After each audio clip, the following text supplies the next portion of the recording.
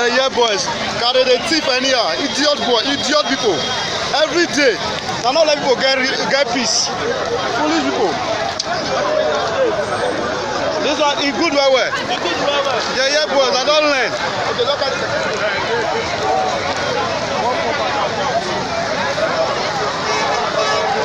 They're mad. It's good like this.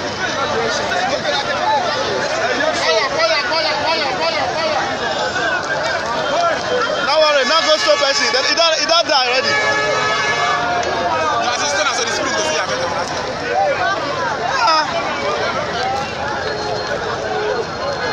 They still anyhow. They don't let people rest. Yes.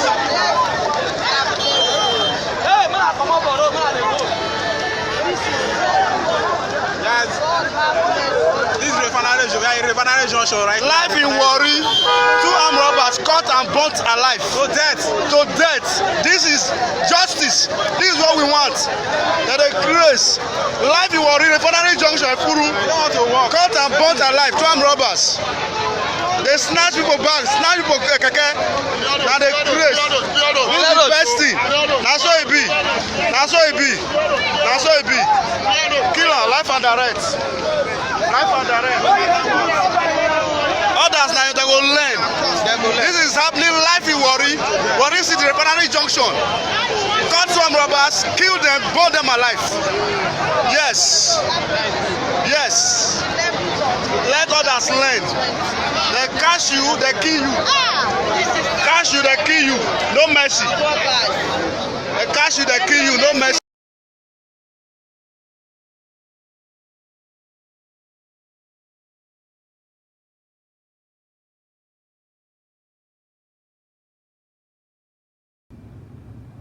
Hello and welcome to the canal on Vanguard Life. My name is Precious Chukudi and I have with me my co-host Gidan.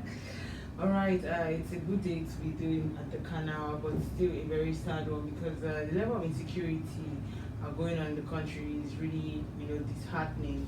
You wake up every morning and then you see all these things happening. And that's the reason why we decided to talk about insecurity today. Kidnappers, robbers, and gunmen, and on the prowl. This is what we decided to talk about today on At the Canal. And it's something that is, very dear to the heart of most Nigerians because we live in areas where nobody's safe anymore. Nobody is safe anymore.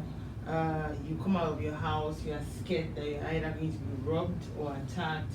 I mean, look at the stories that has been all over, the papers of late. Kidnapping in Ondo State, also in Delta State, in Warri. The video we just saw now was the robbery attack. Even robbers, they're being lynched. These things have been happening basically. Okay, now yesterday at my Apapa Road yesterday, we had the case of task force and Okada men, where the task force are trying to impound the bikes of these Okada men, saying that some of them have been used as, to rob people, during daylight or even at night. That one is another situation on its own. We also have the cases of those who have been robbed too. People are being robbed, raped, even in their houses. People now have to focus on, becoming their own security men by themselves, in areas like Orile and where they have like court clash, reprisal attack between cultists, all these things happening in Edo State is not different from there. In the last 1 week, we've had over like close to 40 deaths in Edo State. I had somebody who traveled to Benin, that's on the weekend, and the reports the person was even giving me was really disheartening. You hear of how in broad daylight they're shooting guns everywhere, killing people, just killing people anyhow, robbing people, court clash and everything. These are the reasons why, things like this keep going on and on.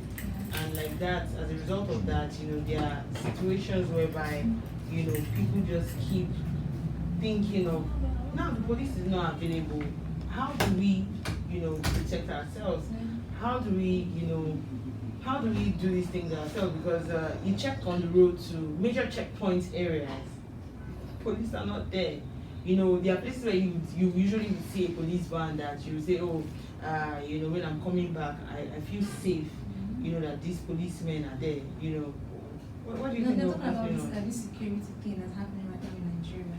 This video, like the video we just watched on about this trying to empower bikes around my two.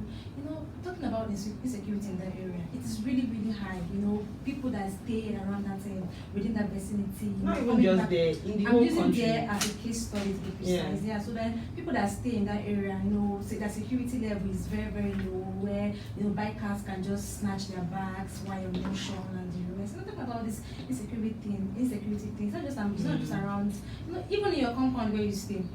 Where you see, I know I saw one story about a husband actually poured acid on his wife. You know, talking about this thing happens everywhere in your compound, where you see people, you hear that your compound, your neighbor poisoned the other one killed the other one.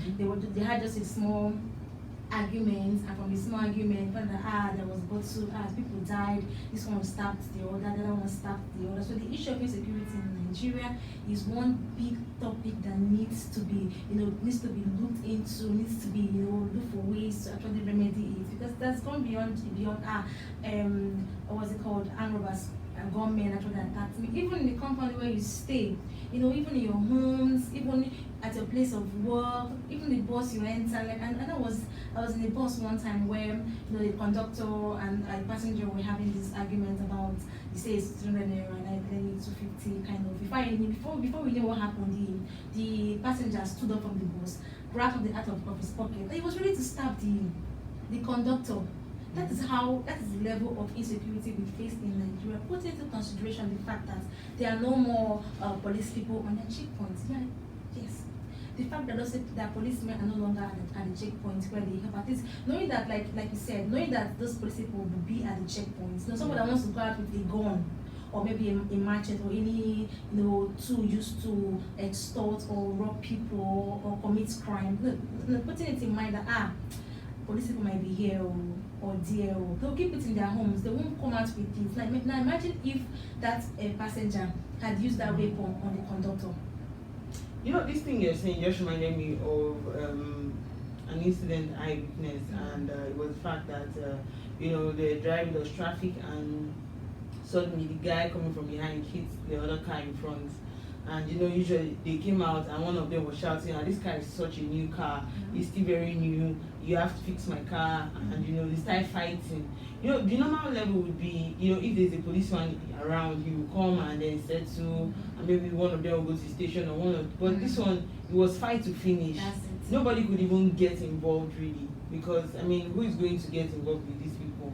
Everybody had to be, some people that were making videos, those that just wanted, that was begging them from afar, stop now, stop, it's okay, making a no fight, all those kind of things. And it just happened like that. And this is the reason why we have to keep talking about the issue of insecurity. Now let's take a look at the southern Kaduna area too. Okay. It's not today.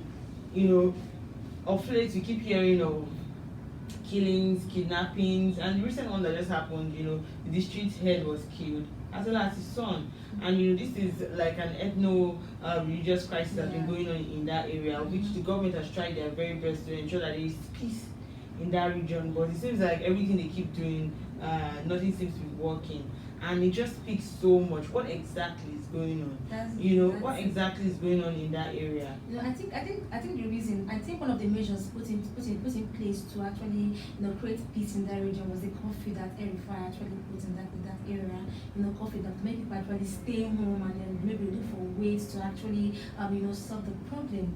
But then this coffee has been relaxed now. It's been relaxed now. So we just hope that they will just come together and then stop the whole fighting. But the thing with curfew is also the fact that it would definitely relax. Like it relax the situation at that point in time. But then it doesn't stop the fact that people would still go back to what they are doing. And now with the cases of kidnapping, so kidnapping has gone on the rise. I saw a story of a woman who was kidnapped. We had 2 children in Ondo State. The one was eventually released, and the 2 kids are still held with the kidnappers, and they are demanding for 50 million.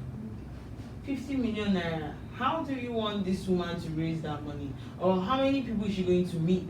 The families, to meet, say, okay, please, I need you to raise 50 million naira. Same situation too in Edo State, where these kidnappers intercepted the bus, took all the passengers to one side, collected all their valuables, as well as they now took women between 30 to 40 years. They kidnapped them and allowed the rest of. So now, for somebody who is traveling and you told your family members that you're going to get home, or when you reach home, you will call them. Family members, they never get to hear about them. This same thing just reminds me of one of my friends. She was doing her wedding, like just about a month ago. While her brother was coming all the way from Abuja, he was driving to Benin. One of the things that he witnessed was, okay, after the wedding and everything, he was going back. Next thing, they called us like the next day and said the guy had been kidnapped. On the road. Can imagine. So it's like, already people are already scared. I mean, this is supposed to be like, the ember period, where most people will be thinking that, okay, with the small money that we've been able to make in this year, maybe we can go back home and celebrate with our families. Do you get the point? But now, how do you celebrate? Because one, you're afraid of even driving on the highway.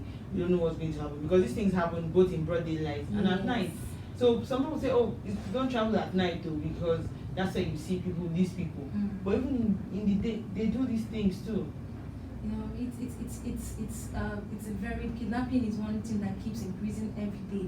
And every day you go online, you check the internet, you keep hearing new cases of kidnapping every day. The case of this a lawyer, Bisola Ajayi, that was kidnapped in Port Harcourt, that the kidnappers asked for 200 million naira ransom. Imagine that kind of money. But thank God she's been rescued. But then thinking about this kidnapping thing, like before now, they'll be like, hey, kidnapping thing takes as in maybe it's only at night they kidnap people, or it may be one thing, but now it happens even the least place you expect, it happens. Now with this police people that has checkpoints, not being in their checkpoints, the issue is now out of, as in the issue don't pass level.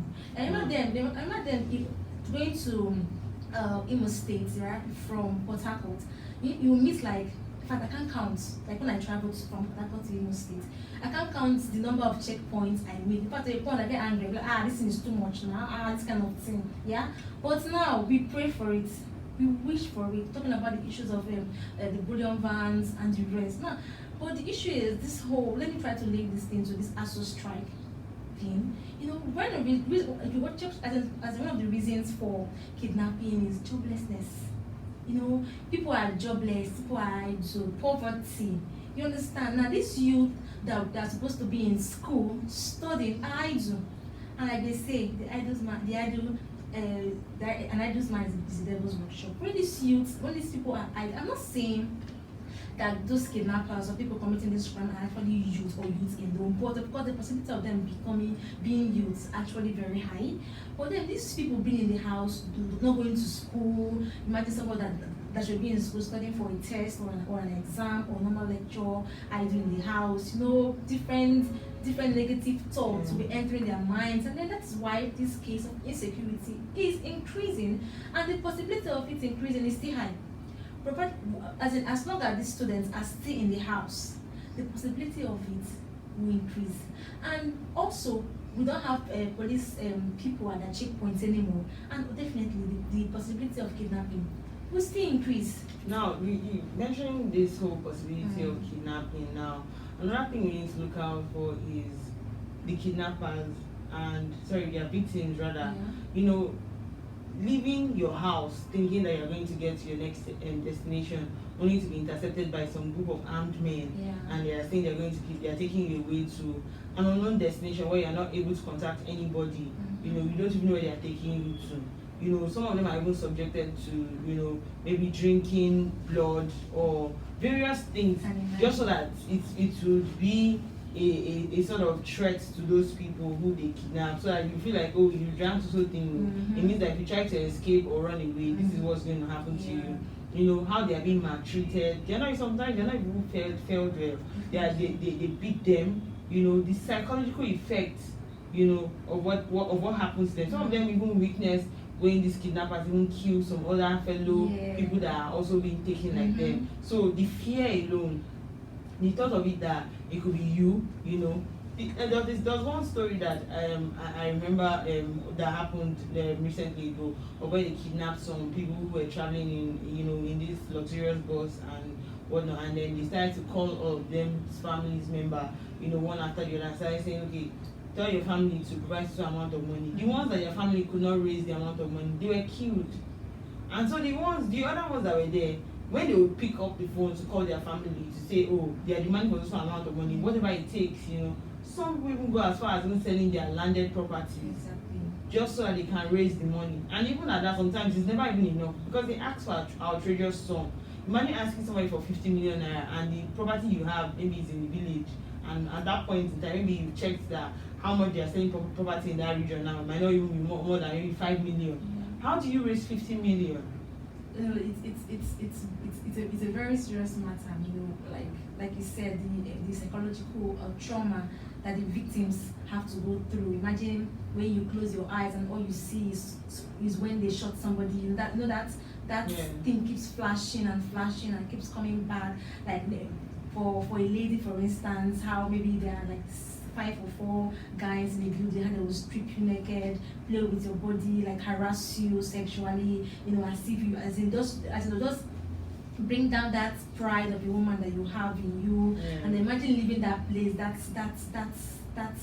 thought in you. Sometimes people say this lady ends up not even getting married or going close to a man, because they hate men permanently, as in they hate men for such things. Talking about the family aspect, where let me say a poor person that's managing maybe, sometimes not ugly that is good. Because I have a car doesn't mean I have 20 million in my account. So most of these kidnappers like kidnap somebody because maybe the parents have one car, the person a rich person, and then they kidnap the child. At the end, the way they see things from outside, that's not the way the thing is inside.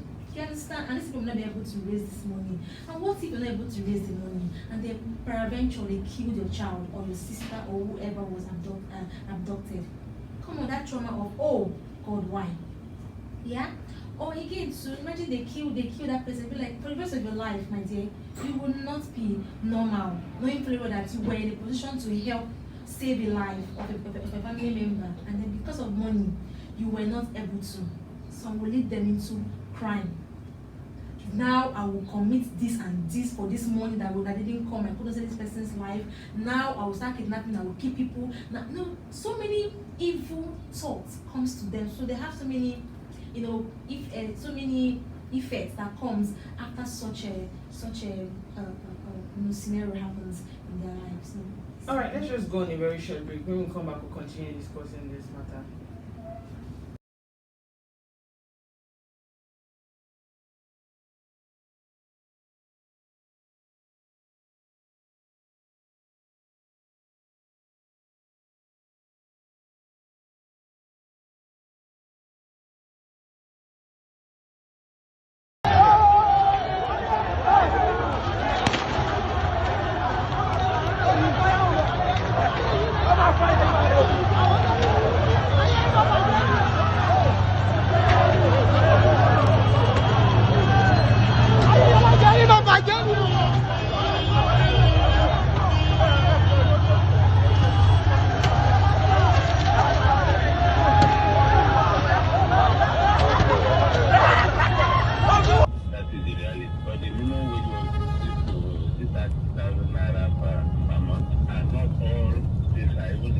Look at heavy army presence here.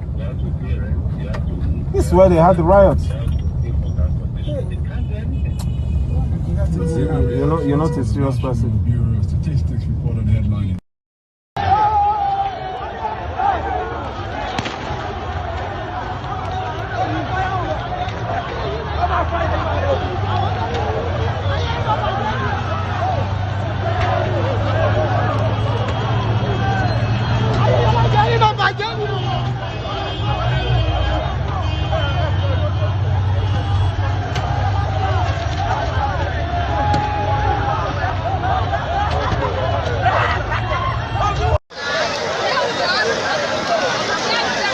yeye boys carry the thief anyhow, idiot boy, idiot people.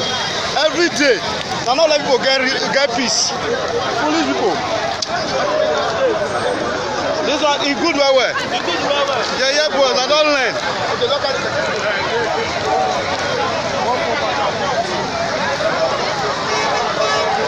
They mad. E good like this.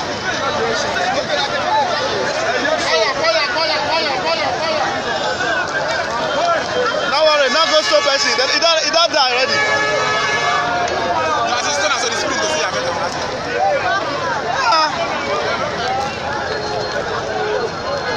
They still anyhow.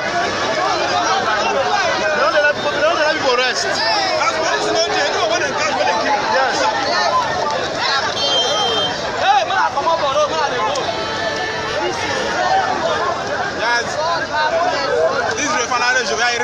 Right? Life in worry. Two armed robbers caught and burnt alive. To death. To death. This is justice. This is what we want. That the grace. Life in worry. Refinery junction. Furu. Caught and burnt alive. Two armed robbers. They snatch people back. Snatch people keke. Now the grace. This is the best thing. That's what it be. That's what it be. That's what it be. Killer. Life and direct. Life and direct. Others now they go learn. This is happening life in Warri. Warri City Refinery Junction. Caught some robbers, kill them, burn them alive. Yes. Yes. Let others learn.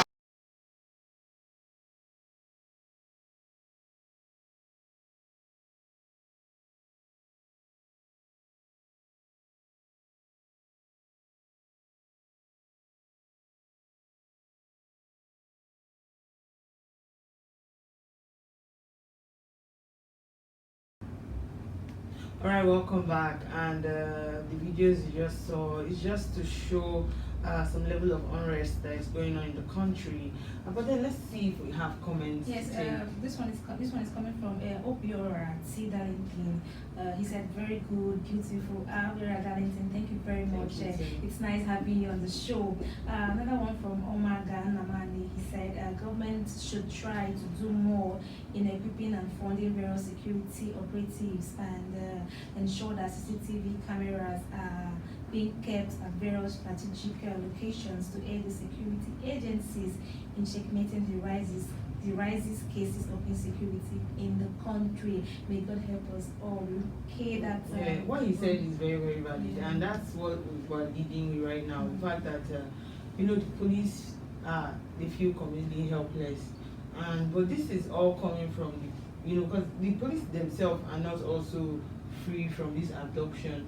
I mean, I saw a story of some police officers being abducted along the Kaduna road too, and where one of them's wife was saying that her husband called her, telling her to sell their property to raise money, and when she got in contact with other police people, their family, what she heard was that they were trying to raise as much as 800,000, to also rescue their husbands also from the hands of the kidnappers. Now the question is, who will bail the cat? Because if the security operatives themselves too are being attacked by these kidnappers, then it means that even the average citizen. And the question is now, what is going on? Yeah. Because if people that are meant to actually, protect are being abducted, come on, what is going on? It's a very What big is question. going on? What is actually going on? I still find it very difficult to comprehend that even those in army, like the police, the forces that are supposed to actually protect civilians, are being abducted by, let me say, civilians. Come on. This whole situation too boils down to the fact that people do not feel like they can also trust the police themselves. And this all started from the part of where police deviated from what they were supposed to be doing. Now you pass a police checkpoint. Before now, they ask you park or stop and search. You try to search your car, search you, ask for your particulars. At the end of the day, you find out that they want to collect bribe, they want money, things like this. And that one has now made people have low respect for them. Yeah. Because every time when some people just see a police checkpoint, the next thing is make I see if I get 200 naira, give this man, make they no disturb me. And you know, so it has already, you know, spoiled the respect for such security agencies. Same as even the army. People are no longer scared of the army. I mean, see the recent happenings with the hashtag INSECURITY protests, you know, of where you know, the reports that the army came to shoot, and the army said that the Lagos State government invited them over. This whole thing too, before when you hear army, people will say, army, no go there, no go there at all. Any small thing, anything can happen. You know, the respect that people have for them has dwindled too, because you know, it still boils down to the question of who are these people. Now the people can't even trust the security agency. So then, like, there's a breakdown of complete law and order with this whole thing going on, and also trust issues. We do not have trust issues. We do not have trust with our security agents. That's one of the reasons why most times some people, when they have family members that are being kidnapped, they don't tell the police. They would rather just say, this is our fight. Let's just fight to finish. Yes, exactly. You know. Exactly.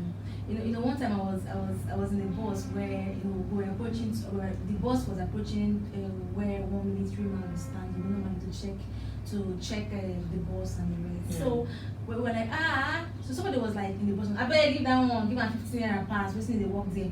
And we got to the point where the military man was, and then the bus driver gave him 200 naira, and somebody in the bus just said, I better come out here. Do you understand? To his hearing, the military man heard it, but he could not do anything about it because he had actually let himself down by taking that money from the driver. Talk about extortion, of course. Now, with those things, talking about whereby something will happen, then you call the military to come. They won't come the right time they were supposed to come. Then when they come later, when everything might have been calmed, they come and arrest people that maybe knew nothing about what was happening, or what actually happened. So with all those things happening around, who will respect? I said, how can you respect them? You know, this whole how situation. Can you respect? No, I am really angry in my spirit right now with this thing happening right now. How will you respect those people that you will call for problem, they will not come. He said they will call for something that probably is, come on, how will you respect them? When my neighbor said something one time, he said, I beg you, I know get, make I carry my, because then I want to buy a phone, and he used to buy an iPhone because he said, I beg, I not get money to dash police people. See how people talk of them. People that people should be respected. That should be respected by people and not talked less. People don't see them as Abaleda Ropa. Leave that thing, leave that one, and it's not supposed to be so. You know, this thing just reminded me of when I saw, I was talking to somebody the other day, and the person was saying that you know, in our area, you know, they were being robbed, and you know, and then they called, you know, the police around them, and they just told them that we know they work. I beg, no call us. You can imagine. It sounds quite funny, but it's not really funny, really, because if you think about it, like, these people are supposed to be there for us, you know, protecting us, and but then at this point where they say we know they work, no call us, call anybody else, you know, and it shows that the average Nigerian man is left at his own mercy to protect his or herself. Exactly. And that's the reason why, you know, the other day, I think yesterday in the papers, it was, you know, the Senate was saying that one of the senators was saying that the army is feeling overwhelmed already, because they're not supposed to be the ones protecting the states, you know, but now they are now the ones who are going into, you know, the states and protecting the states. And you know, when we look at this whole thing too, we cannot but talk about the issues, the challenges that these policemen too are facing. They have issues of, you know, lack of funding, no money in the, you know, that is one of the reasons why this whole hashtag EndSARS protest started in the first place. Because what the youth were, you know, clamoring for was that if these policemen, if the security agencies are well paid, there will be no policeman that will be standing at the bus stop to collect 15 naira or collect 200 naira or harass anybody whatsoever. You know, it's because they are not well paid, you know, and so there's this grievance. They see you riding a good car that it could have been them. You know, after somebody has been serving the country for over 15 years, you don't have anything to show for it. This thing alone gets them angry in their spirit and say, oh, see this small child of yesterday, don't buy Benz, they ride Benz, they live better life, they use iPhone. You know, me, I did on that song, they do all these things. Also, another challenge that they experience is for those ones who do the night shifts where they have to, you know, take turns and then guard the areas. You know, when armed robbers even come, they kill these people. You know, because they know these robbers already maybe they familiarize themselves with the area, so they know where these police checkpoints are. You know, so they kill them. You know, and we also need to also understand that these people have families too. Mm-hmm. They have children. Some of their, you know, their children would have also felt like, oh, my daddy is going to work. I'm hoping that he will come back, and they find out that the man was killed on duty. You know, this whole thing, and then there's no there's no welfare for their families, because apparently somebody somewhere has sat on their monies, Mm-hmm. and is not allowing it get to their families. So they are also human beings. We cannot overlook the fact that they are also facing some personal challenges too, you know, and lack of quality ammunition. You see these robbers, the kidnappers, they carry sophisticated weapons that even the police, even the army can't even boast of having. Yeah.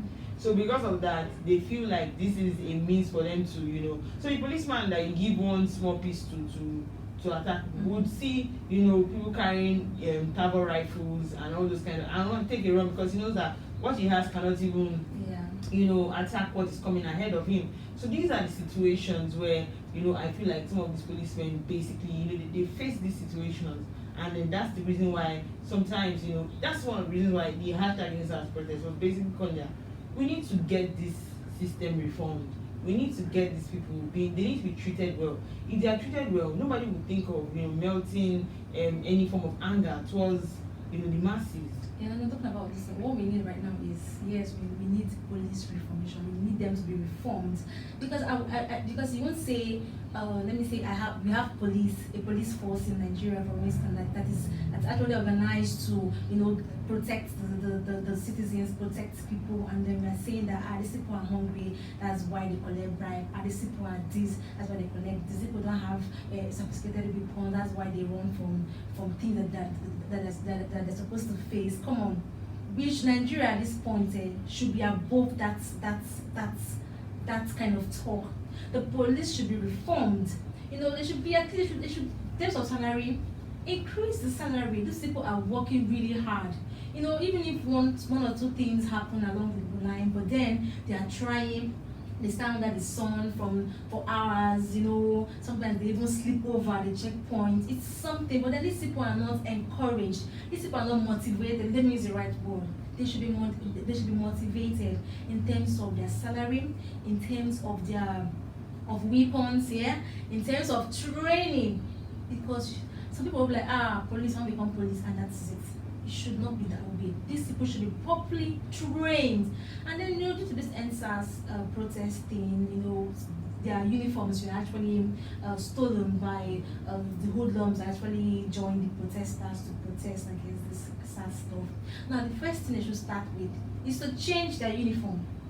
You think they should change their uniform? I think they should change, because right now, you don't know who is who anymore. No, I think changing their uniform, I don't think that might be a case on its own. No.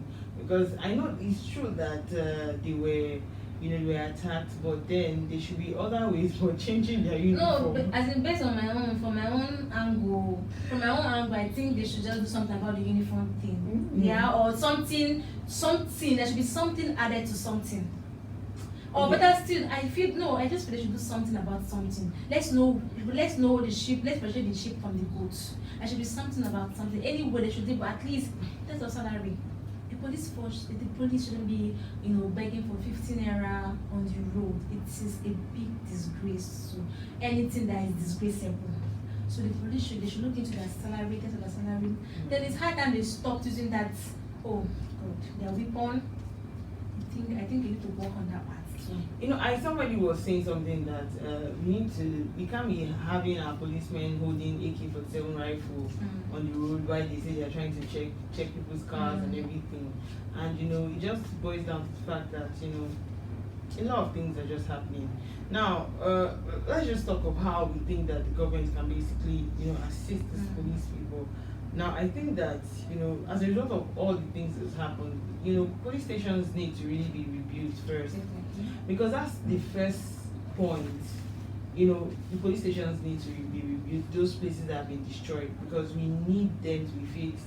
So that when there's any situation, people can have places where they can go report, situations. Also, during the #EndSARS protest, one of the things they had their some of their sophisticated weapons stolen from them. Yeah. So it needs to be replaced, as well as, proper training, like you mentioned, remuneration, it needs to be well paid. Yeah. Their state of mind, their health care, these things are really important because you can't tell somebody who is angry to go and protect you. It's not possible. I mean, there was a time that I saw that the IG was recalling all the policemen who would always, follow convoy of, all the politicians. He was recalling them. I mean, how can you be a politician and you're lounging, having a good time of your life, and then the policemen who are guarding you cannot even boast of, eating what you're eating in a day. Yeah. So these things are things that we need to even nip in the bud. We need to speak about. So that this thing reminds me of something. One time, an actress, I don't want to mention her name. An actress in a movie scene, she had a military personnel that looked like a guard or something that was holding the fan or what for her while she was there, an umbrella or what. Do you understand? It's diminishing. We are bringing this police force down. We are diminishing their status. So that point should be, looked into.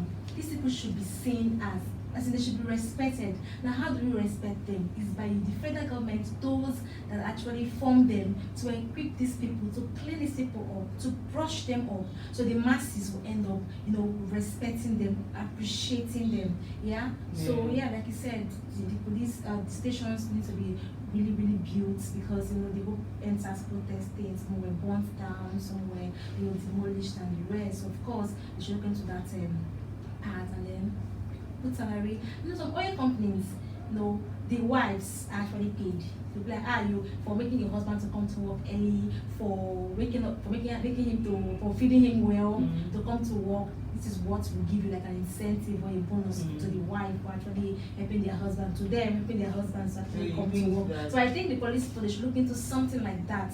So just to make, if these men are okay, a person will chop well, they speak well, they act well. A hungry man cannot come and stand on the road and be deemed. Hungry man at that point, the only thing that running through his head is, let me see money to eat. My wife need to chop. My children need to chop. Plus there's school fee and other expenses. So the best thing is to make these people okay. You mustn't pay them 20 million, 30 million or like oil companies, but at least increase the salary. The wives need to. Their wife needs to get something. Imagine when a wife is doing something, they might be like, whether I get money today or not, my madam will do something. Something lucrative. So I don't need the 15 naira, I need the 100 naira. But sure, you go house, wife die rapper, hunger, land for ground, they find herself for hunger. Come on, the man's mindset will be, let me just hustle the least 1,000 naira and then give her to cook soup for me. But you know, the wives are actually, at the end of the month, the wives are giving, like, let me say, for the minimum, let me just say maybe 10 naira or 20 naira every month. To encourage the wives, it's to encourage the husbands to do their job perfectly with their whole heart. That part should also be looked into. All right, we've said all the suggestions that we think that the government can basically do to ensure that these policemen, these security agencies are being treated well, because it's very important that if they are treated well, then these hoodlums as well as the robbers, the kidnappers will not be able to thrive in our society. Is what we want, and that's all we can take on at the canal today. Remember that you can equally like, share, and subscribe on all our social media platforms showing on your screen. As well as you want to find out up-to-date stories, you can go to our website www.vanguardngra.com to find out more. Till I come your way next time, I remain Precious Tripoli, and I have with me my co-host Gift Mark. Thank you for watching. Have a fabulous day.